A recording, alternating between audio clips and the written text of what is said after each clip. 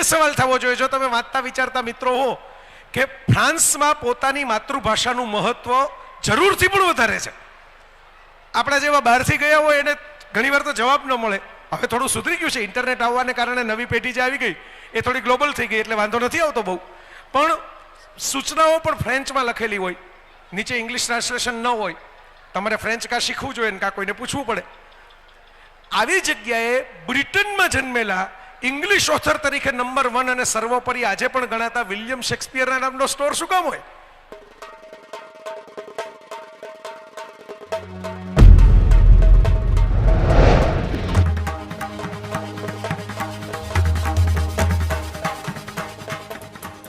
જય વસાવડાના તમામ વિડીયોનો એક જ ઓફિશિયલ ખજાનો એટલે પ્લેનેટ જેવી યુટ્યુબ ચેનલનો જલસો. તો જલ્દી લાઈક કરો, સબસ્ક્રાઇબ કરો અને બેલ આઇકન પ્રેસ કરી ઓલ સિલેક્ટ કરો, જેથી તમે જોઈ શકો અમારા વિડીયો સૌથી પહેલા. સ્વાગત છે. Thank you Bhagendrabhai. It's a pleasant meeting. પેલું રિયુનિયન હોય ને કોલેજોમાં, it's a kind of a reunion for us after 20 years. 2004ની સાલમાં આ ભાગેન્દ્રભાઈ આવેલા રાજકોટની અંદર ઇન્ટરનેશનલ બુક ફેર લઈને નેશનલ બુક ટ્રસ્ટ તરફથી. અને ત્યારે મને યાદ છે વલ્લભભાઈ કથિરિયા જે અમારા રાજકોટના સાંસદ હતા અને મિનિસ્ટર હતા, એમનો બહુ સપોર્ટ હતો અને બહુ મોટા મોટા વક્તાઓ પણ આવેલા. ચંદ્રકાંત બક્ષી સાથે હું એ પુસ્તક મેળો ફરેલો. લેક્ચર પૂરું થયું પછી એમણે એમના બીજે હોટલ ઉપર જવાને બદલે એવું નક્કી કરેલું કે ભાઈ તમે આવ્યા છો તો આપણે જયબાબુ એમ કે ભેગા ફરીએ. It is A very wonderful pleasant memory કે બક્ષી સાહેબની સાથે ફરવા મળે.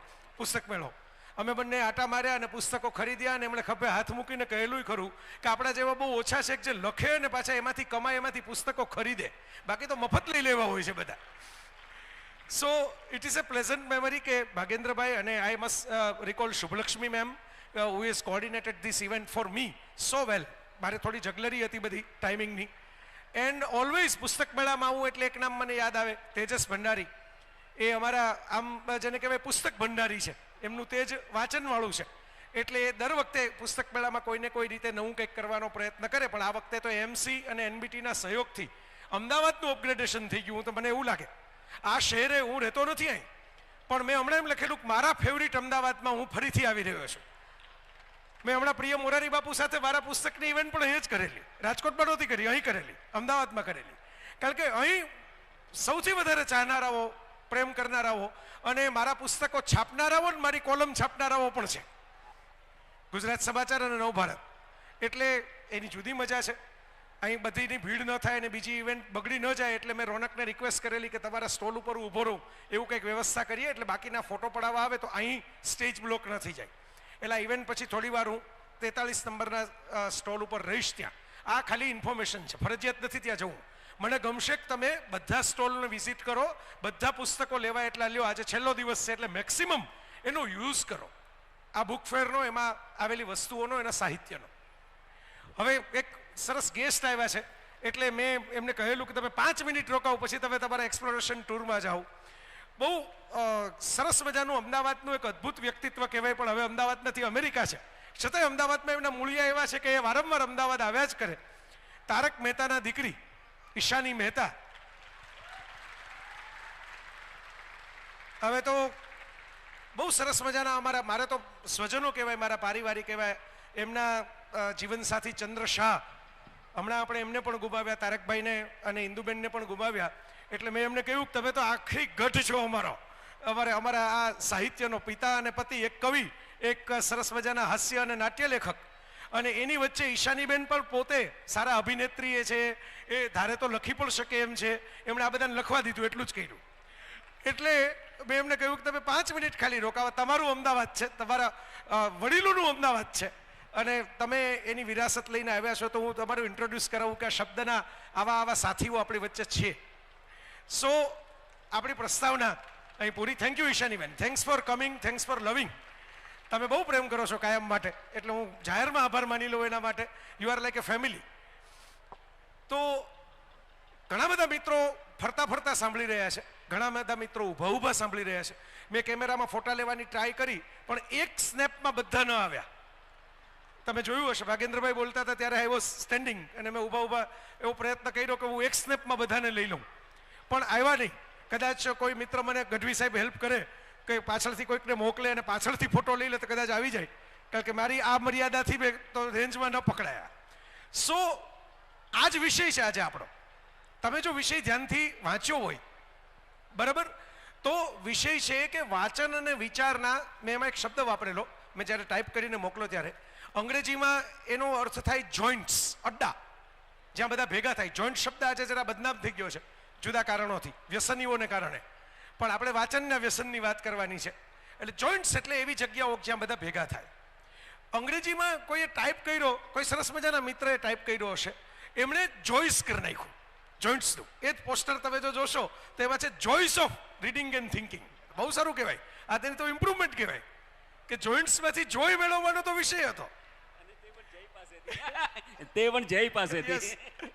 Thank you Bhagendrabhai. So point એ છે કે બે એમાં આગળ એક લીટી લખી છે વિષયમાં. મને આવા મોકા ભાગ્યે જ મળતા હોય કે મને ગમતા વિષય ઉપર હું બોલું. મોટા ભાગે આયોજકો વિષય આપી દેતા હોય, એ પૈસા ખર્ચીને બોલાવતા હોય, એટલે એમનો એવો આગ્રહ પણ હોય કે જરા આ બાબતે અમારા ઓડિયન્સને તમે કંઈક કહો. ઓડિયન્સ પણ એ અપેક્ષાથી આવ્યું હોય. બુકફેર એક એવી વસ્તુ છે કે જેની અંદર કાયમ માટે, હું જ્યારે જ્યારે અમદાવાદ નેશનલ બુકફેરમાં આવ્યો છું ત્યારે કોઈક નવો વિષય મેં છેડ્યો છે. અહીંયા મોકળાશ મળે છે ખેડવાની, એ ખેતર ખેડવાની, નવી સરહદો સર કરવાની, નવી દિશાઓમાં આપણી મંઝિલોને, આપણી ક્ષિતિજોને વિસ્તારવાની. તો આ વાચન અને વિચાર વલોણાના અડ્ડાઓ જે કહેવાય, જોઈન્ટ્સ જે કહેવાય, સ્થળ જે કહેવાય, જગ્યાઓ જે કહેવાય, એમાં મેં આગળની લીટી એવી લખી છે, શાળા વિનાનું શિક્ષણ, જેમાંથી હું બહાર આવ્યો. ઇન્ફોર્મલ એજ્યુકેશન, એવું શિક્ષણ કે જે શિક્ષણ ફોર્મલ નથી, જે શિક્ષણ મેં કોઈ સ્કૂલમાં જઈને નથી લીધું. મારે તો આવી જ રીતે શિક્ષણ આવેલું, મા બાપે ભણાવેલો ઘરે. એમાંથી ધીરે ધીરે બહાર નીકળતો થયો, ધીરે ધીરે ખુલતો અને વિચારતો થયો. અત્યારે જે તમે જોઈ રહ્યા છો ને ઓડિયન્સ, એને જ હું આ વાચન અને વિચાર વલોણાના અડ્ડા કહું છું. આજે આ પુસ્તક મેળો, આ ડોમ, આ ડોમની સિવાયનો ડોમ, જો કેટલાક લોકો ખરીદે છે, કેટલાક લોકો બિલ બનાવે છે, કોઈક લોકો નાસ્તો પણ કરતા હશે, કોઈક લોકો બહાર ઊભા ફ્રેન્ડ સાથે ગપ્પા મારતા હશે, બાકીના ઘણા બધા લોકો અહીં બેઠા છે, ઘણા બધા ઊભા છે, ઘણા તો હવે નીચે ગોઠવાઈ ગયા છે. આ જે ઇન્ફોર્મેલિટી, આ મોકળાશ જે છે ને, એની જ મસ્તી છે. જો આમાં ફોર્માલિટી આવી જાય કે ભાઈ અહીં તો બુક ફેર છે, અહીં બોલવાનું નથી, પ્રોગ્રામ તમારે બહાર કરવાનો છે, અહીં આવી રીતે બેસવાનું નથી, સીટ જો ન મળે એ બધા બહાર જતા રહ્યો. જ્યાં મોકળાશ નથી ત્યાં મસ્તી નથી. મસ્તીનો બીજો શબ્દ જ મોકળાશ છે. જ્યાં મોકળાશ આવે ત્યાં મસ્તી આપોઆપ ખીલવા લાગે. તો જેને આપણે રીડિંગ થિંકિંગ કલ્ચર કહીએ છીએ, હું મજાકમાં કહેતો હોઉં છું કે સરકારે આરટીઆઈ કર્યો ઇન્ફોર્મેશન માટે કર્યો, રાઇટ ટુ ઇન્ફોર્મેશન એક્ટ. આપણે કરવાનું છે આરટીઆઈ રીડિંગ થિંકિંગ ઇનોવેશન. આ દેશ તો આગળ વધશે. માણસ વાંચ્યા પછી એને પચાવે. જો પચાવવાની પ્રક્રિયામાં બે કામ થાય, બધું જ વાંચેલું સીધું ઠલવી દેવાનું ન હોય. આપણું શરીર જે ખાઈએ બધું એબ્સોર્બ નથી કરી લેતું, કામની વસ્તુઓ રાખીને બાકીનો કચરો જવા દે છે. એમ વાંચ્યા પછી પચાવવું એટલે ફિલ્ટર કરવું. તમને જેટલા પુસ્તકો વાંચો એમાં લખેલી મુજબ જ જીવવા જશો તો પાગલ થઈ જશો. જેટલા પ્રવચનો સાંભળો એની કોપી કરવા જશો તો ગાંડા થઈ જાય, બહાર આવશો. એમાંથી ફિલ્ટર કરવું પડે. આપણા શરીરની તાસીરને શું ફાવે છે, આપણા મનને શું, ચિત્તને શું ગમે છે, આપણા બેકગ્રાઉન્ડમાં, આપણા જીવન ધોરણમાં, આપણા બજેટમાં આપણને શું લાગુ પડે છે, એટલું ફિલ્ટર કરવું પડે. એટલે પચાવવું. આ પાચન થઈને વાચનનું, પછી થાય એ વિચાર છે. પાચનમાંથી જ આવે એ વિચાર છે. જેમ આપણા શરીરમાં એનર્જી ગ્લુકોઝના સ્વરૂપે બને, એમ મનમાં એ વિચારના સ્વરૂપે આવે. વાચનના પાચન પછીના વિચાર પછી જે થાય એ સર્જન છે, ઇનોવેશન, ક્રિએશન. તમે નવું સર્જન કરી શકો. જરૂરી નથી કે સર્જન કરવું એટલે લેખક થઈ જવું, સર્જન કરવું એટલે ચિત્રકાર કે સંગીતકાર થઈ જવું. સારા ભાવક બનવું એ પણ સારું સર્જન છે. આપણા પરિવારના કોઈ સભ્યોને સારા ભાવક બનાવે એ પણ સર્જન પ્રક્રિયા છે. મારા મા બાપ કોઈ લેખકો તો હતા નહીં, પણ હું લખી શકું એ નોન ફિક્શન, નોટ ફિક્શન. વાર્તાઓ, કથાઓ, કવિતાઓ તો હું લખતો નથી, પણ એવું લખી શકું એવો માહોલ એમણે ક્રિએટ કર્યો, એ મારા માટે અડ્ડો થઈ ગયો. ઓશો રજનીશ મુંબઈના એક બુક સ્ટોરમાં પુસ્તક લેવા માટે જતા. સ્ટ્રેન્ડ નામનો બુક સ્ટોલ આજે બંધ થઈ ગયો અનફોર્ચ્યુનેટલી. વર્ષો પહેલા એનો જમાનો, હું પણ ત્યાં આટો મારી આવ્યો છું. એની વિખ્યાતિ કાંતિ ભટ્ટ એવા બધા અમારા પૂર્વસૂરી વિદ્વાન લેખકો લખતા એના વિશે, એ વાંચીને હું પણ ત્યાં જઈ આવ્યો છું સ્ટ્રેન્ડમાં. ત્યાં એમના માલિક હતા ટીજે શાનબાગ. એ હવે નથી રહ્યા, બુક સ્ટોર પણ હવે નથી રહ્યો. ન રાજા રહેગા ન રાની રહેગી, એ માટી સભી કી કહાની કહેગી, એવી કહાનીની વાત છે. શાનબાગ સાહેબના સ્ટ્રેન બુક સ્ટોલમાં રજનીશ જેવો માણસ ક્યારે પુસ્તકો ખરીદવા આવતો હોય? રજનીશ પાસે તો એવા શિષ્યો હતા કે એક તો પુસ્તકો એમેઝોન વગર પણ ડિલિવરી કરી દે, ફોરેનમાંથી લઈને પ્રાઇવેટ જેટમાં લઈને પુસ્તકો મોકલે. તો શું કામ રજનીશ ટ્રેનમાં આવે, પોતે આસપાસ લોકો ઘેરાઈ વળે એની ચિંતા કર્યા વગર પોતે એન્ટ્રી કરે? નોટ ઓનલી રજનીશ, રજનીશ તો એક પોપ્યુલર નામ આપ્યું છે, બુક કલ્ચર માટે મોટું નામ છે, કારણ કે એમની લાઇબ્રેરી બહુ જ મોટી, એમનું વાંચન ખૂબ અગાધ, અફાટ, વિશાળ, એટલે મેં એમનું નામ આપ્યું. પણ જેને હુઝ હુ કહેવાય એવા ભારતના લોકો મુંબઈ સ્ટ્રેન્ડ બુક સ્ટોલમાં જતા. બુક સ્ટોલ બંધ છે એટલે આપણે એની પબ્લિસિટી નથી કરતા, હવે તો દુકાન જ બંધ છે કે ત્યાં કોઈ જાય. એટલા માટે કે શાનબાગ સાહેબે એમના ઇન્ટરવ્યુમાં એવું કહેલું કે હું જ્યારે કોઈ ગ્રાહક આવે ને ત્યારે બહુ છુપી નજરે દરેક ગ્રાહકની પાછળ એને ખલેલ ન પહોંચે એમ ફરીને જોતો હોઉં છું. આ કામ તો સીસીટીવી એ કરે છે. આજકાલ બધી જગ્યાએ મોટા સ્ટોરમાં સીસીટીવી એટલે જ હોય છે. માણસો રાખવા મોંઘા પડે, સીસીટીવી સહેલું પડે, કદાચ કોઈ આડું અવળું ઉપાડી લે. બારકોડે એવી રીતે રાખ્યા હોય, તમે મોલમાંથી બહાર નીકળો કોઈક અચાનક વસ્તુ લઈને ભૂલમાં પણ તરત એલાર્મ વાગવા લાગે. શાનબાગ સાહેબ એટલા માટે નહોતા ઉભા રહેતા કોઈ પુસ્તકની ચોરી કરી જાય એવી એમને બીક હતી. એ એમ ઉભા રહેતા કે માણસ ક્યાં અટકે છે, કોઈ પુસ્તક ઉપાડે એના પાના ફેરવતા ફેરવતા પડી ક્યાં સ્થિર થઈ જાય છે. આ હું સ્ટડી કરું છું ને પછી એના ટેસ્ટ મુજબના પુસ્તકો એને બતાવવા માટે એને વિનંતી કરું છું કે તમને આ ગમ્યું તો હું જરા આ પણ જોતા જાઓ, આ ગમ્યું તો તમે આ પણ જોતા જાઓ. આપણી ભારતની વાત છે. હું પેરિસ પહેલી વાર ગયેલો ત્યારે નેચરલી પેરિસ જાય એની લિસ્ટમાં લુવર મ્યુઝિયમ હોય, એફિલ ટાવર હોય, 4-5 એવી જે જગ્યાઓ છે જે વિશ્વવિખ્યાત છે તો હોય જ, મારા લિસ્ટમાં હતી. પણ મારા લિસ્ટમાં એક બીજી જગ્યા હતી જે સ્વર્ગસ્થ જયંત મેઘાણીએ એમના એક લેખમાં લખેલી. ત્યારનું એક સપનું હતું ત્યાં જઈને જોવું, આપણે જેમ તીર્થયાત્રા હોય ને કે ત્યાં જઈને આપણે જરા મસ્તક ટેકવીએ તો એમ સંતોષ થાય કે વાહ દર્શન હો ગયે. આ દર્શન કરવાની ઈચ્છા હતી શેક્સપિયર એન્ડ કંપની નામના સીન નદીના કિનારે આવેલા બુક સ્ટોરની. હમણાં અમારા મિત્ર સુભાષ ભટ્ટ અને નેહલબેન ત્યાં ગયા ત્યારે મેં એમ કહેલું તમે બીજે ક્યાંય જાઓ કે ન જાઓ પણ આ દર્શન કરીને આવજો, તમારા કામની જગ્યા છે. ભાઈ પહેલા તો તમને એ સવાલ થવો જોઈએ, જો તમે વાંચતા વિચારતા મિત્રો હો, કે ફ્રાન્સમાં પોતાની માતૃભાષાનું મહત્વ જરૂરથી પણ વધારે છે. આપણા જેવા બહારથી ગયા હોય એને ઘણીવાર તો જવાબ ન મળે. હવે થોડું સુધરી ગયું છે, ઇન્ટરનેટ આવવાને કારણે નવી પેઢી જે આવી ગઈ એ થોડી ગ્લોબલ થઈ ગઈ એટલે વાંધો નથી આવતો બહુ. પણ સૂચનાઓ પણ ફ્રેન્ચમાં લખેલી હોય, નીચે ઇંગ્લિશ ટ્રાન્સલેશન ન હોય, તમારે ફ્રેન્ચ કાં શીખવું જોઈએ ને કાં કોઈને પૂછવું પડે. આવી જગ્યાએ બ્રિટનમાં જન્મેલા ઇંગ્લિશ ઓથર તરીકે નંબર 1 અને સર્વોપરી આજે પણ ગણાતા વિલિયમ શેક્સપિયરના નામનો સ્ટોર શું કામ હોય? બાલ્ઝાકના નામનો હોય, વિક્ટર હ્યુગોના નામનો હોય, એલેક્ઝાન્ડર ડ્યુમાના નામનો હોય. એફિલ ટાવર ઉપર જે કાફે છે ને, એફિલ ટાવર ઉપર એક જ કાફે છે આટલું ઊંચે, આટલું પ્રીમિયમ ગણાય, કારણ કે બધા આવવાના હોય આખી દુનિયામાંથી. ત્યાં તો એનું નામ એક સર્જકના નામ ઉપરથી છે, જુલે વર્ન કાફે, જેની આઝાદી પહેલા અનુવાદ કરીને મૂળશંકરલાલ મોહનલાલ ભટ્ટ જેવા લોકોએ આપણી પાસે પુસ્તકો પહોંચાડ્યા, એ મુમો ભટ્ટનું. તો ત્યાં શું કામ કોઈ પોતાના લેખકને બદલે શેક્સપિયર એન્ડ કંપની રાખે? સિલ્વિયા બીચ નામના કોઈ લેડીએ, કારણ કે કોઈ લેડી એટલે કહું છું કે મને એમનો પરિચય નથી, એમના વિશે બહુ માહિતી મળતી નથી, 1919માં પુસ્તકોની દુકાન ત્યાં શરૂ કરેલી. બીજા વિશ્વયુદ્ધની અંદર જે બોમ્બ મારો થયો એમાં એ દુકાન ઉડી ગઈ. દુકાન ઉડી ગઈ એટલે ફ્રેન્ચ પ્રજાને, જે કલ્ચરમાં માનતી પ્રજા હોય, જે સંસ્કૃતિ, આપણે જે સંસ્કૃતિ માનીએ છીએ દેખાવ ઉપર જોઈએ છીએ, કપડાં કહેવાય એના આધારે સંસ્કૃતિ માપીએ, ખોરાક કેવો એના આધારે સંસ્કૃતિ માપીએ, તમારું થિંકિંગ પેટર્ન કેવી છે, તમારા વિચારની ક્ષમતા શું છે એ પણ તમારી સંસ્કૃતિ છે. તમે વર્તન કેવું કરો છો, તમે સર્જન કેવું કરો છો એ પણ તમારી સંસ્કૃતિ છે. આપણે તો બહુ વિરાટ, અફાટ, અદ્ભુત સંસ્કૃતિનો દેશ છીએ. અને એની વાત આગળ આવશે મારી વાતમાં, પણ આ ફ્રાન્સની વાત પૂરી થાય તો ફ્રેન્ચ પ્રજાએ એવું નક્કી કર્યું કે આવું તો ન ચાલે. બીજા વિશ્વયુદ્ધને કારણે પુસ્તકોની દુકાન નદી કિનારાની ઉડી જાય, એમણે એવો વિચાર ન કર્યો કે સારું થયું, ચાલો ઝાડ ગયું, જગ્યા થઈ, આપણે અહીં સરસ મજાની કોઈક હોટલ બનાવશું અને અહીં નદી કિનારે બધાને સેન્ડવિચ ખવડાવશું. નહીં, એમણે જે વિચાર કર્યો કે ફરીથી આ ઊભી કરીએ. અને એક અમેરિકને ત્યાં આવીને પોતાની જિંદગી, જ્યોર્જ વિટમેન નામના એક દાદા વૃદ્ધ હતા, એમને શેક્સપિયર બહુ પ્રિય એટલે એમણે પૈસા ખર્ચીને ફરીથી દુકાન ઊભી કરી. એને નામ આપ્યું Shakespeare and company. Shakespeare and company એટલે શેક્સપિયર મારો ફેવરિટ લેખક, પણ એકલો શેક્સપિયર આ જગતમાં નથી થયો, એ સિવાય બીજા બધા જે થયા છે એ પણ અહીં છે. મેં તો ત્યાં પગ મૂક્યો ને એમાં આગળ એક મોટું ચોકઠું હતું, ભાગેન્દ્રભાઈ, આમ મેં એનો ફોટો પાડીને ફેસબુક ઉપર ત્યારે મૂકેલો. એની ઉપર એમ લખેલું હતું, by the books and feed the hungry writers. પુસ્તકો ખરીદો અને ભૂખ્યા લેખકોને ભોજન આપો. તો હજી એવી જ સરસ જગ્યા છે. એ જગ્યા એટલી વિશ્વવિખ્યાત કેમ બની કે જયંત મેઘાણી એના ઉપર લખે ને જય વસાવડા એના ઉપર વાંચીને વિચાર કરે કે આ જોવા જવું છે.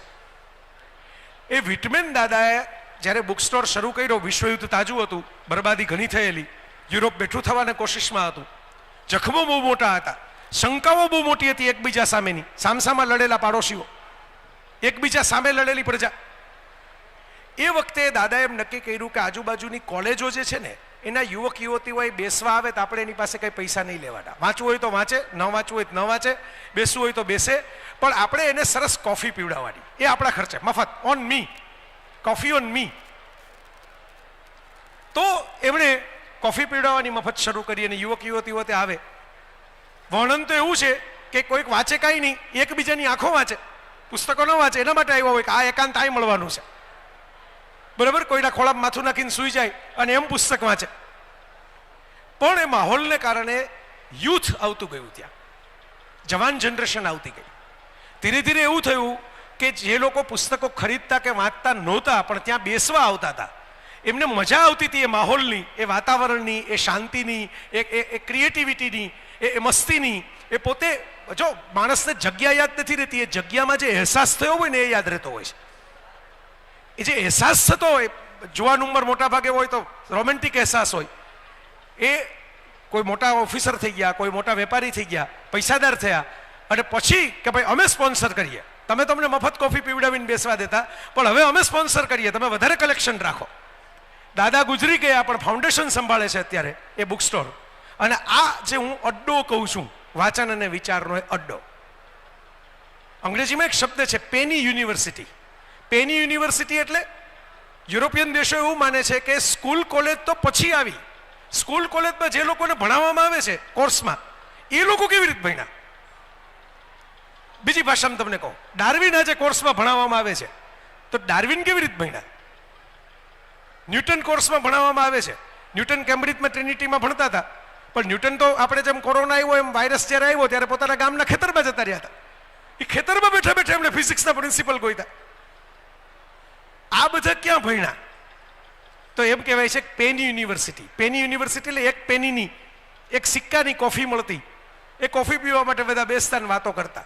અમદાવાદને બહુ યાદ દેવડાવવાનું ન હોય, આ ચંદ્રવિલાસ નામની એક હોટલ હવે તો થોડી રિવાઈવ પણ થઈ જાય. એક જમાનામાં અમદાવાદના 70s 80sના નાટ્યકારો, સાહિત્યકારો, મધુ રાય હોય, લાભશંકર ઠાકર હોય, ચીનુ મોદી હોય, રે મઠ ને એવી બધી ક્રાંતિકારી પ્રવૃત્તિઓ થતી, અને એ બધું ચંદ્રવિલાસના ફાફડા જલેબીને ચા ઉપર થતું એ જગ્યા માટે. હમણાં તેજસભાઈ, શ્રેયસભાઈ મને કહેતા હતા કે ભાઈ આપણે આ કલા સ્મૃતિ છે એ કાર્યક્રમો માટે નહીં, ભેગા થવા માટે પણ રાખવું છે ખુલ્લું. તો અહીં એવા લોકો પડ્યા છે, અહીં એવા અમદાવાદ પાસે એવા મહાજનો જેણે એવા કેમ્પસ ઊભા કર્યા, ધોતિયું પહેરનારા એવા શેઠિયાઓ કે જેણે સૂટબૂટ પહેરનારા વિદ્યાર્થીઓ પેદા કર્યા આ શહેરમાંથી. પોતે આજીવન ધોતિયું પહેર્યું પણ આખી દુનિયાને હલાવી દે એવી સંસ્થાઓ પેદા કરી. એ લોકોએ આવા અડ્ડાઓ ઊભા કર્યા છે અમદાવાદમાં, અલગ અલગ જગ્યાએ. ક્યાંક તમે નાટક પરફોર્મ કરી શકો 100 જણાનું, ક્યાંક 200 જણાને લઈને તમે જમવા જઈ શકો, 200 જણાને લઈને રિપીટ, એવી જગ્યાઓ પણ છે અમદાવાદમાં. એવા લોકો છે જેને પેટ્રન કહેવાય, એવા પેટ્રન. આવા અડ્ડાઓ, સોક્રેટિસ છે દાખલા તરીકે, એ યુરોપની ગલીઓમાં ફરીને, ખાસ કરીને ગ્રીસમાં, એ તો ગ્રીસમાં રહેતો, ગ્રીસની ગલીઓમાં ફરીને એણે એક વૈચારિક આંદોલન પેદા કર્યું. આપણને નવાઈ લાગવી જોઈએ કે આપણે ક્રાંતિઓના ઇતિહાસ જ્યારે વાંચીએ દુનિયાની, ઇન્ક્લુડિંગ ભારતની ક્રાંતિ, તો એ વખતે ક્યાં ક્રાંતિની કોઈ યુનિવર્સિટી હતી કે ભગતસિંહ, વિવેકાનંદ, સુભાષબાબુ, ગાંધીજી બધા યુનિવર્સિટીના સ્ટુડન્ટ થયા, ગ્રેજ્યુએટ થઈને બહાર નીકળ્યા રિવોલ્યુશનના. કોઈ આમ ભણતું હતું, કોઈ તેમ ભણતું હતું, કોઈ અહીં રહેતું હતું, કોઈ ત્યાં રહેતું હતું.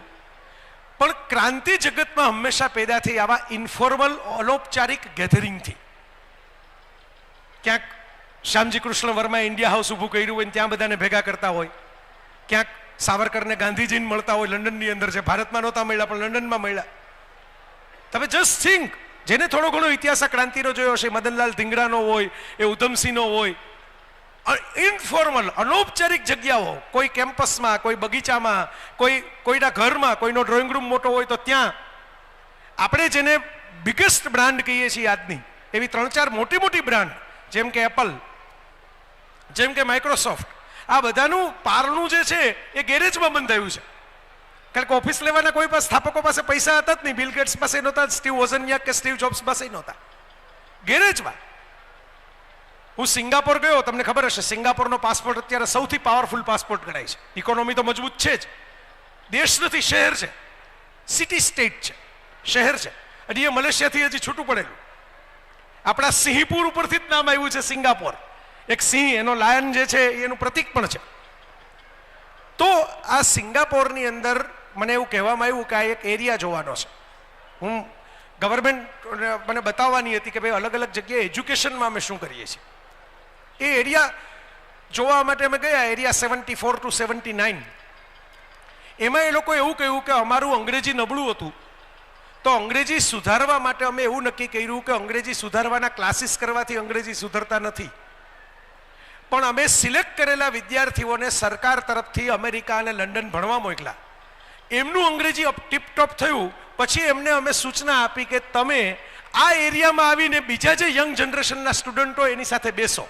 આપણે તો સિનિયર જુનિયર સ્ટુડન્ટ બેસીને નોટ્સ એક્સચેન્જ કરતા હોય, ડિફિકલ્ટી સોલ્વ કરતા હોય, દાખલા પૂછતા હોય, આઈએમપી સવાલો પૂછતા હોય, પિક્ચર કયું છેલ્લું આવ્યું એ, પુષ્પા 2ની ટિકિટ વધારાની છે કે નહીં, એ આવું બધું પૂછતા હોય. થયું એવું કે પેલાના સંપર્કને કારણે, અંગ્રેજી સારું શીખી આવેલા વિદ્યાર્થીઓના સંપર્કને કારણે અંગ્રેજી શીખવા ન ગયેલા વિદ્યાર્થીઓનું પણ અંગ્રેજી બ્રિટિશ કે અમેરિકન સ્ટાન્ડર્ડનું થઈ ગયું. That was experimental area. પછી એમણે ઉદ્યોગ માટે એરિયા, જે આપણો વિષય નથી, ઇન્ડસ્ટ્રી ડેવલપમેન્ટ માટે પણ એ જ એરિયાનો ઉપયોગ કર્યો કે જેને ઉદ્યોગ સાહસિક બનવું હોય એને ઘરે નહીં રહેવાનું, અહીં આવવાનું. આ એનો ટ્રેનિંગ કોર્સ. બીજા ઉદ્યોગ સાહસિક સાથે મળે, કેમ ફેલ થયા એની વાત કરે, કેમ આગળ વધવું. કોઈ કેમ કીધું કે ભાઈ આ ન કરાય, આ તો મેં કર્યું હતું, આમાં લોન નથી મળતી, તો આટલા ડોક્યુમેન્ટ બનાવે છે, નહીં ચાલે. તમને આ માણસનો પપ્પા કે ને આવું તો માણસ ખીજાઈ જાય. પપ્પાને શું ખબર પડે, એવી ઓલ્ડ છે, મને તો મળી જ જાય પૈસા. પણ આવી રીતે કોઈ ખભે હાથ મૂકીને એની ઉંમરનો ફેલ થયેલો ભાઈબંધ કે ને તો એને ગળે ઉતરે કે હા નહીં મળતા હોય આવી રીતે પૈસા. આ આખી ચક્કર ચાલે છે આખી દુનિયામાં. અને તમને એમ લાગે કે ભાઈ આ તો દુનિયાની વાતો કરે છે, તો આની શરૂઆત જ ભારતમાં થઈ છે. ઉપનિષદ, આ શબ્દનો અર્થ સંસ્કૃતનો, અહીં તો એવા મિત્રો બેઠા જ છે કે જેને ખબર હોય. ઉપનિષદ એટલે શું? તમે એમ કહેશો કે બુક સ્ટોલમાં તમને બતાવું. મારી તો સામે જ આર્ય સમાજનું બુક સ્ટોલ છે પાછો, અત્યારે હું બોલું છું સીધે સીધો. અને નવજીવનમાં તમને મળશે એનું સારવાળા કેટલાક ગ્રંથો. મુદ્દો એ નથી. ઉપનિષદનો અર્થ થાય ની પાસે બેસવું, કોઈની પાસે બેસો એ ઉપનિષદ. ઉપવાસ, તમારી સાથે બેસવું. ભૂખ્યા રહેવું એટલે ડાયટિંગ કરવું એ એક કોન્સેપ્ટ છે. ભૂખ્યા રહીને આત્મચિંતન કરવું, એના માટે દરેક ધર્મોમાં ઉપવાસનું મહત્વ છે. આત્મચિંતન કરો. ઉપનિષદ એટલે ઋષિઓની બાજુમાં બેસો.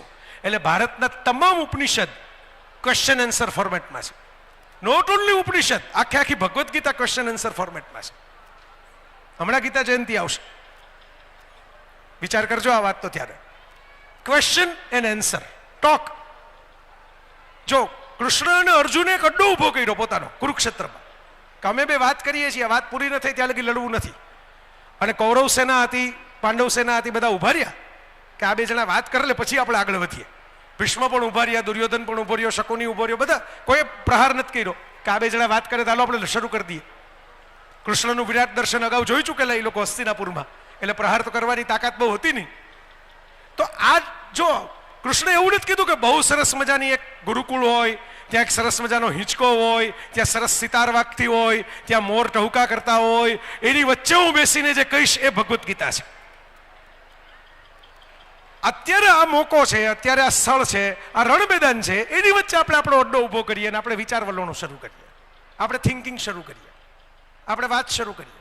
યમના દરવાજે બેસીને નચિકેતા સવાલના જવાબ લઈ આવ્યો, કઠોપનિષદ. So education is happening to you during the break. શિક્ષણ એ છે કે જે તમારી સાથે રજાઓમાં, છુટ્ટીઓમાં, વેકેશનમાં થાય છે. એ નથી કે જે માત્ર ક્લાસરૂમમાં થાય છે. એ ખરાબ છે હું નથી કહેતો, પણ ઉમાશંકર જોશી આ જ નગરમાં કુલપતિ થઈને એવું કહી ગયા કે માત્ર વર્ગમાં સ્વર્ગ જોનારને શિક્ષક થવાનો અધિકાર નથી. શિક્ષણ વર્ગમાં થાય છે એ થિયરીનું છે, પણ વર્ગની બહાર થાય છે એ છે કે જેમાંથી થિયરી બને છે. જેમ્સ વોટે ઢાંકણા ઊંચા થતા જોયા વરાળથી, પછી જે પ્રયોગ કર્યો એ તમને વર્ગમાં શિક્ષક ભણાવે છે. જો જેમ્સ વોટ 24 કલાક વર્ગમાં જ બેઠા રહેતા હોત તો એનું ઢાંકણા ઊંચા થવાનો પ્રયોગ થયો જ ન હોત. વિચારજો આ વાત. મેન્ડેલે જે વટાણા સાથેના પ્રયોગો કર્યા એમાંથી તમને બાયોલોજીમાં ભણાવવામાં આવે કે જ્યોર્જ મેન્ડેલે આ પ્રયોગ વટાણા સાથે કર્યા. પણ જ્યોર્જ મેન્ડેલ જો બાયોલોજીના ક્લાસમાં બેઠા રહ્યા હોત તો વટાણા કેમ ઉગે છે એને ખબર પણ ન પડે. તો થિયરી અને પ્રેક્ટિકલનો બ્રિજ બનાવવો પડે. સમહાવ આપણે ત્યાં બ્રિજ તૂટી ગયો છે ને એટલે આપઘાત વધી ગયા છે. આપણે સતત એમાં માતા પિતા પણ આવી ગયા, અમે બધા જે લેક્ચર દેનારા, લેખો લખનારા એવા લોકો બધા પ્રીચર થઈ ગયા છે આજકાલ. બધા ઉપદેશ જ આપે છે અલગ અલગ રીતે. હું પણ આવી ગયો, બીજા પણ આવી ગયા, સામે બેસનારા પણ આવી ગયા. મોકો મળવો જોઈએ. આમાં એવું છે, મને મોકો મળી ગયો મેં શરૂ થઈ કરી દીધું. જો હાથમાં માઇક લઈને તમને મળે તો તમે જ આપી શકો ઉપદેશ. તમારા ઘરમાં આપતા હશો, તમે અહીં નહીં આપતા હો તો બરાબર. આપણાથી જે કમજોર દેખાય અથવા તો જેને સલાહની જરૂર વાળા દેખાય એને ઉપદેશ આપવો એ આપણું ફેવરિટ એક્ટિવિટી છે, ફેવરિટ હોબી છે. તો ઉપદેશ આપવાની ઘટનાને કારણે થાય છે શું? એક્સચેન્જ નથી થતું, વન વે થઈ જાય છે આખી પ્રોસેસ. એક બોલે બીજો સાંભળે, કેટલું ઉતરું કેટલું નહીં ખબર ન પડે. જ્યારે આવી જગ્યાઓએ તમે ભેગા થાઓ, ભલે આ તો આપણે યુરોપના કારણે કાફે કાફે શબ્દ બોલીએ છીએ, પણ એ બાકડો પણ હોય, એ પાળી પણ હોય, એ કોઈ જગ્યા હોય, કોઈનું ઘર હોય, બરાબર, કોઈની અગાસી હોય. આરજે દેવકીએ ઘર બનાવ્યું છે, બહુ મોટો ફ્લેટ છે અને સેલ્ફ મેડ, એની મહેનતથી, એની પોતાની જાત મહેનતની કમાણીથી બનાવ્યું છે. ઇન્કમટેક્સ 18% GST ભરીને બનાવ્યું છે, બ્લેકથી નથી બનાવ્યું. પણ એમાં એણે 60 જણા બેસી શકે એવી ટેરેસ ખુલ્લી રાખી છે કે કોઈ વાર કોઈક નાનું નાટક હોય જેને સ્ટેજ ન મળે તો ઘરમાં ભજવી શકાય. કારણ કે અમારો વારસો તો નાટકનો વારસો છે. મારે લોહીમાં તો નાટક વહે છે, મા બાપના નાના જશવંત ઠાકર ફાઉન્ડેશન. મારા પોતાના અહીં ઘણા લોકો પ્રિય મોરારી બાપુ છે તો કથા તો કરે જ છે, પ્રચંડ ભીડથી કથા કરે. અમારા રાજકોટમાં કથા હતી, 50,000 લોકો આવે સાંભળવા માટે. 80 વર્ષે પણ બાપુને મફત છે વિડીયોમાં, તો પણ ઘરે બેસીને પાછળથી જોઈ શકાય એમ છે, તો પણ ખાલી જોવા, સાંભળવા, નજીકથી ફીલ કરવા. પણ મારો અનુભવ છે કે બાપુ હિંચકા ઉપર બેઠા હોય અનૌપચારિક રીતે, અહીં રાજકોટ અમદાવાદમાં આવે, અમારે સરસ સંવાદો જ્યારે થયા હોય, કોઈક સરસ વાત બાપુની કંઈક જાણી હોય કે અથવા તો કરવાનો મોકો મળ્યો હોય. આ એક ઘર છે અમારા સ્વજનનું, કૈલાસ. બાપુ કથા કરવા આવે ત્યાં ઉતારો હોય, ત્યાં અમે જાય, ત્યાં હિંચકા ઉપર બેઠા હોય એ ત્રિવેદી પરિવારના બધા જવાડે. કારણ કે અને ત્યાં ખાલી બાપુ આવે એવું નથી, ત્યાં મોનલ ગજ્જરે મળી જાય, હેમાંગ દવે મળી જાય, બધા ફિલ્મવાળા, ગુજરાતી ફિલ્મવાળા મળી જાય. કોઈક નાટકવાળા આવ્યા હોય ને એમ નાટકવાળાને કહે કે ભાઈ આ 20 જણા આવ્યા છે, 20 જણા હોટલમાં જમવા જાય એટલું તો બજેટ પ્રોડ્યુસર આપતા જ નથી. 450 રૂપિયાની એક થાળી થાય હોટલમાં જમવા જાય તો ક્યાં જમશે? એટલે ખાલી પાઉં ખાઈ લે, મસ્કાબન ખાઈ લે ને ચા પી લે એમ નહીં. એ ઘર ખુલ્લું રહેશે કે ચાલો 20 જણા આવ્યા છે, 20 જણાને જમાડી દઈએ. કાર્યક્રમ અમે કર્યા હોય ને જમવા અમે ત્યાં ગયા હોય એવું બન્યું છે. કાર્યક્રમ કરીને એમણે જવાબદારી લીધી હોય. આવા અડ્ડા રોનકે જ્યારે નવભારતનો નવો સ્ટોર બનાવ્યો કોલઅપ, ત્યારે મેં કહ્યું કે એમાં થોડીક જગ્યાઓ રાખજો, એમને આવીને મેકડોનાલ્ડની જેમ લોકો બેસે. મેકડોનાલ્ડ જ્યારે રેક રોકે વિસ્તાર્યું ને ત્યારે એણે નિયમ બનાવ્યો હતો કે આપણું એવું જોઈન્ટ હોવું જોઈએ કે જેમાં ઓર્ડર કરો તો બેસો એવું નહીં, ઓર્ડર ન કરો તો પણ બેસવાની છૂટ, સેલ્ફ ઓર્ડર, કોઈ તમને સંકોચ જ ન થાય, કોઈક આવીને ઊભું જ ન રહે. ત્યારે આટલો મોટો પ્રસાર થયો છે. પછી તો ચાલી ગયું, એ માર્કેટિંગ છે, બિઝનેસ છે. પણ એક સામે એક આઈડિયા છે કે જે બેસાવે એને બેસવા દો, એને વાત કરવી હોય વાત કરવા દો, એને ચિઠ્ઠી ચપાટી લખવી હોય ચિઠ્ઠી ચપાટી લખવા દો, એને પુસ્તક લખવું હોય તો પુસ્તક લખવા દો. તમને ખબર છે જેકે રોલિંગના મોટા ભાગના હેરી પોટરના ભાગ કોફી શોપમાં બેસીને લખાણા છે. એ લેપટોપ લઈને જતા રહેતા અને ત્યાં બેસીને લખતા. સ્ટારબક્સે ફ્રી ઇન્ટરનેટ શરૂ કર્યું, એમાં તો સ્ટારબક્સ ઇન્ટરનેશનલ બ્રાન્ડ થઈ ગઈ, કારણ કે ફ્રી ઇન્ટરનેટ મળે. ડીલ થઈ છે. સબીર ભાટિયાએ હોટમેલનો સોદો એ જમાનાના 400 કરોડ રૂપિયામાં જ્યારે બિલ ગેટ્સ સાથે માઇક્રોસોફ્ટમાં કર્યો, એ કોફી શોપમાં બેસીને કર્યો હતો. તો આવી જગ્યાઓ, થોડો નાસ્તો વાસ્તો મળે, થોડું સરસ સંગીત વાગતું હોય. ગેરેજમાં Steve Jobs, yes Steve Jobs, મેં કહ્યું ને સ્ટીવ જોબ્સ, સ્ટીવ વોઝનિયાક, બંને બધા 3 પાર્ટનર હતા ત્યારે. પછી ધીરે ધીરે સ્ટીવ જોબ્સ ફેમસ થઈ ગયા. વોઝનિયાકનો હજી થોડોક હિસ્સો છે એટલે બેઠા બેઠા કમાય છે લહેરથી. તો આ જે વાત છે એ આપણે ક્રિએટ કરવાની જરૂર છે. હું એમ નથી કહેતો કે સાવ નથી. ગામડામાં મેં એવી કેટલીઓ જોઈ છે, અમદાવાદમાં એવી કેટલીઓ જોઈ છે, લોકો એમને આવીને બેસી જાય, ચા કંઈ મંગાવે નહીં તોય બેસે, ખાતે લખાવી દે. એવા પાનની દુકાનો જોઈ છે ગામડામાં, એવા વડલા જોયા છે મેં. પાદર, ગામ ને પાદર, આ પાદર જે શબ્દ છે ને, નદી કિનારો ગામનો, કારણ કે ગામ હંમેશા ત્યાં જ વસે જ્યાં નદી હોય, પાણી હોય પીવાનું. આ પ્રાચીન સંસ્કૃતિ છે. ને પાદર ઉપર બેસીને બધા વાતો કરે, ભેગા થાય, રેન્ડમ, જરૂરી નહીં કે એજન્ડા સાથે ભેગા થાય. એજન્ડા સાથે ભેગા થાય એ પોલિટિક્સ છે, એ એજન્ડા થઈ ગયો કે તમે આ એજન્ડા પૂરો કરવા માટે બધાએ ભેગા થવાનું છે. એક ગુપ્ત પ્રવૃત્તિ થઈ. આ ગુપ્ત પ્રવૃત્તિની વાત નથી, પણ નાના નાના વિચારો તમે એકબીજા સુધી પહોંચાડી શકો, એકબીજા સાથે શેર કરી શકો. મૂળભૂત રીતે આપણી જે સાયકોલોજી છે ને એ શેરિંગની છે. હ્યુમન બિંગને શેરિંગ વગર ચાલતું નથી. આ તો હવે સોશિયલ મીડિયા આવ્યું ને એટલે બધાએ હોવા કરવા માંડ્યા, કયા બધા સોશિયલ મીડિયા ઉપર છે, બધા સોશિયલ મીડિયા ઉપર છે. નહોતું ત્યારે કઈ બધા સખણા બેસતા નહોતા, ત્યારે પોતપોતાની રીતે ઠેકડા તો મારતા જ હતા કે અમને અમારી વાત કેમ વધારે લોકો સુધી પહોંચે. બરાબર, એને વગર માઇક્રોફોનનું ઇન્વેન્શન થયું. એક માણસ બોલે એ 50 જણા સાંભળી શકે, 5 જણા તો બાજુમાં બેસીને સાંભળી શકે, પણ 50 સુધી કેમ પહોંચાડવું? તો કે માઇક બનાવો. એના વગર રેકોર્ડિંગ મશીન આવ્યા, એના વગર પ્રિન્ટિંગ ટેકનોલોજી આવી, એના વગર પુસ્તકો બન્યા. જેણે જેણે પુસ્તકો લખ્યા છે અને છપાવ્યા છે એ દરેકના મનમાં એમ છે કે મેં રહું ના રહું એ કિતાબ રહેની ચાહીએ. આપણે ન હોય તો કાંઈ નહીં, પણ આપણું પુસ્તક બોલવું જોઈએ 200 વર્ષ પછી. તો આ જે ભૂખ છે ને શેરિંગની, એમાંથી જ પુસ્તકો લખાણા, એમાંથી જ પ્રવચનો શરૂ થયા, એમાંથી જ જગતની અંદર કોઈને કોઈ વાત લોકો સુધી પહોંચી. હું મજાકમાં કહેતો હોઉં છું કે બહેનો માટે વોટ્સઅપ નહોતું ત્યારે ગામડામાં પનિહારીઓ કૂવા કાંઠે દેરાણી જેઠાણી સાસુ વહુ બધી જે ચર્ચાઓ કરવાની હોય એ કરતી. તો આવી જે ઇન્ફોર્મલ સ્પેસીસ આપણે જેટલી ક્રિએટ કરીએ એટલું, હું એમ નથી કહેતો કે રાતોરાત કંઈ ચેન્જ આવી જાય, પણ એટલી સમાજમાં આપણે જે જોઈએ છીએ કે એવા કેવા, હમણાં આપણા શિક્ષણ મંત્રી પ્રફુલ્લભાઈએ કીધું કે ભાઈ ડૉક્ટરો આવી રીતે લૂંટી લે કે નબીરાઓ છે એ એક્સિડન્ટ કરી લે અને આ બધા ભણેલા નીકળે. તમે જુઓ તો મોટી મોટી ડિગ્રીઓ વાળા નીકળે. તો આ કયું શિક્ષણ લઈને બહાર નીકળે છે? આવું તો શિક્ષણ મંત્રી આપણને કહે છે કે કયું શિક્ષણ લઈને બહાર નીકળે છે. સમજવાનું આ જ છે, કયું શિક્ષણ લઈને આ બધા બહાર નીકળે છે.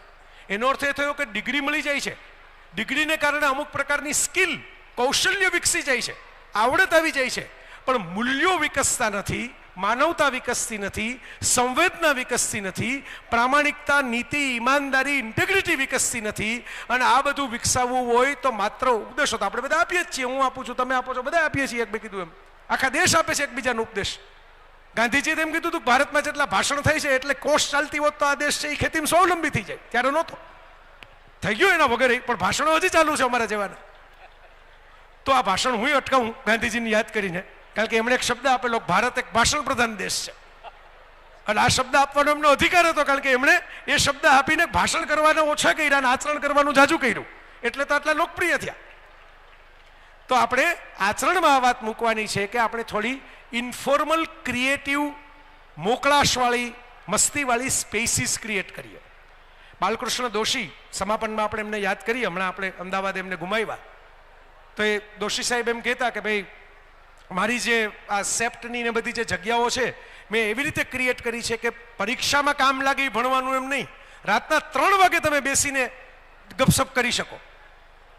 ઘણા લોકોને નવાઈ લાગે એમ કે તમારા છોકરાઓ રાતના ઉજાગરા કરે છે. હું કહું કે આ તો કંઈક કરશે, છોકરાઓ ઉજાગરા કરે છે બહુ સારું કહેવાય, તો કંઈક ક્રિએટિવ કરશે, કંઈક નવું આવશે, એમાંથી રચનાત્મક આવશે. તો આવી મોકળાશ, હવે તો બિલ્ડરોની નજર જ્યાં પડે ત્યાં જમીન જ ખાલી રહેતી નથી કે કોઈ સ્પેસ મળે. પણ જો આવડો મોટો રિવરફ્રન્ટ આપણને મોદી સાહેબ આપી ગયા છે જતા જતા, ગુજરાત છોડીને જ્યારે દિલ્હી ગયા, હવે દિલ્હીથી મિત્રો આવે છે અહીં રિવરફ્રન્ટનો ઉપયોગ કરવા માટે. તો આ જે રિવરફ્રન્ટ આપી ગયા છે એ રિવરફ્રન્ટ એટલે એ જે આપણે કહીએ ને કે ભેગા થઈએ, બેસીએ, બાકડા ઉપર બેસીએ, વાતો કરીએ. બસ આ વાતો કરતાં કરતાં ક્યારે આપણો સ્વભાવ બદલાશે, ક્યારે આપણી તાસીર બદલાશે, ક્યારે આપણે કંઈક કોઈક એમ કહેશે કે આ જોવા જેવું હતું, આ વાંચવા જેવું હતું, આ વિચારે આ જરા મગજમાં ગોઠવવા જેવું છે, આના ઉપર ચરખો ચલાવવા જેવો છે. અને એમ ઘરે તમે લઈ જાઓ અને રાતના ચરખો એની મેળે મેળે ચાલુ થઈ જાય તો મહત્વ છે. અને મને આનંદ છે કે અમદાવાદ બુક ફેર, અને આ વખતે તો ઇન્ટરનેશનલ બુક ફેર, અમારું તો એક સપનું છે કે અમદાવાદની international book city, book capital, world book capital તરીકે જોઉં. અને અમદાવાદ લાયક પણ છે એના માટે એવું માનું છું. પુસ્તકોની ખરીદીના એંગલથી હું નથી કહેતો, પણ કેટલા કેટલા લેખકો અમદાવાદે સાચવા છે, કેટલા કેટલા પ્રકાશકો અમદાવાદે સાચવા છે, કેવડા કેવડા બધા ગુર્જર, RR, નવભારત, બધા મોટા મોટા પ્રકાશકો અમદાવાદથી જ કામ કરે. મોટા મોટા હાસ્ય લેખકો હોય, મોટા મોટા બાળ સાહિત્યના લેખકો હોય, બધા અમદાવાદમાં જ આવીને વૈસા. તો એ લોકોને ખબર પડવી જોઈએ આખી દુનિયાને, અને એના માટે આપણે આવી ક્રિએટિવ સ્પેસીસનો વધારે ઉપયોગ કરીએ. અને આ પ્રવચન સાંભળ્યા પછી પણ તમે લોકો માત્ર ઘર ભેગા ન થઈ જાઓ, પાર્કિંગમાં દોડાદોડી ન કરો, પણ તમારા મગજને થોડોક પાર્ક કરી રેસ્ટ કરી ભવિષ્યમાં કંઈક નવું શેર કરો, અને કોઈકે શેર કર્યું છે એ ઘરે લઈ જાઓ. એના માટે અહીં બધું એક્સપ્લોર કરો એવી બધાને વિનંતી કરું છું. મને જેમણે સાઇન કરવી હોય કે મળવું હોય કે ફોટોગ્રાફ કરવો હોય અહીં અવ્યવસ્થા ન થાય એટલે હું ત્યાં જઈને ઊભો રહીશ. અને ત્યાં એટલી વિનંતી કરી કે ધસારો કરશો તો ઉલટાની ખલેલ પહોંચશે ત્યાં પણ. એટલે જેમ રિસેપ્શનમાં જરા શાંતિથી આપણે ઊભા રહીએ છીએ, કારણ જમવાનું બાકી હોય છે એટલે ખબર હોય કે અહીં જાજી ધમાલ કરો જમવાનું નહીં મળે, એટલી જ પ્રેમ અને શાંતિથી બધા મિત્રો ત્યાં આવો તો આપણે અડધી પોણી કલાક કરશું. મારે 2-4 સ્ટોલ જોવા છે, પછી હું એ જોઈ લઉં, નહીંતર મને જોવા નહીં મળે, હું તમને બધાને જોતો રહી જઈશ. અને આ ઉપદેશ છે એ ભાષણ પ્રધાન થઈ જશે, આચરણ પ્રધાન નહીં થાય. થેન્ક યુ, ધન્યવાદ. ખૂબ ખૂબ આભાર જય વસાવડાજી. આજે અમદાવાદ આંતરરાષ્ટ્રીય પુસ્તક મેળામાં આપે ખૂબ સરસ આપની વિચારોની પ્રસાદી વહેંચી, જે ખરેખર જ મહાપ્રસાદી રૂપે પ્રાપ્ત થઈ છે. આપ આ કાર્યક્રમ અને એના પહેલાંનો કાર્યક્રમ આપ યુટ્યુબ પર એનબીટી ઇન્ડિયાની યુટ્યુબ પર આપ જોઈ શકો છો. અત્યારે એનું લાઈવ સ્ટ્રીમિંગ પણ હતું અને એની સાથે સાથે એનું રેકોર્ડિંગ પણ એમાં મૂકવામાં આવશે, તો આપ એમાં નિહાળી શકો છો. આજે આ કાર્યક્રમના સમાપન વખતે હું વિનંતી કરીશ અમદાવાદ મ્યુનિસિપલ કોર્પોરેશનના રિક્રુટમેન્ટ કમિટીના ચેરમેન શ્રી જયેશ ત્રિવેદી સાહેબને. આપ મંચ પર આવો અને નેશનલ બુક ટ્રસ્ટ અને અમદાવાદ મ્યુનિસિપલ કોર્પોરેશન વતી જય વસાવડા સાહેબનું આપણે અભિવાદન કરીએ. પ્લીઝ.